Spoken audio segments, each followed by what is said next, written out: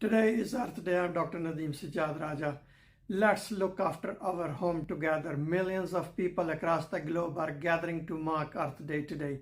This event was started in 1917 United States and now it is marked around the world.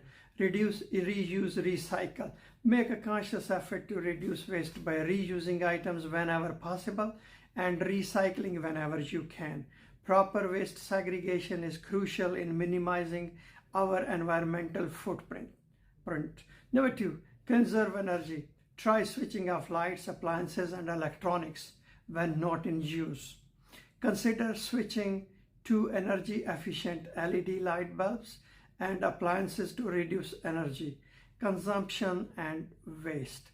Water conservation. Be mindful of water usage by fixing leaks, repair damaged pipes proactively, and using waste-saving fixtures.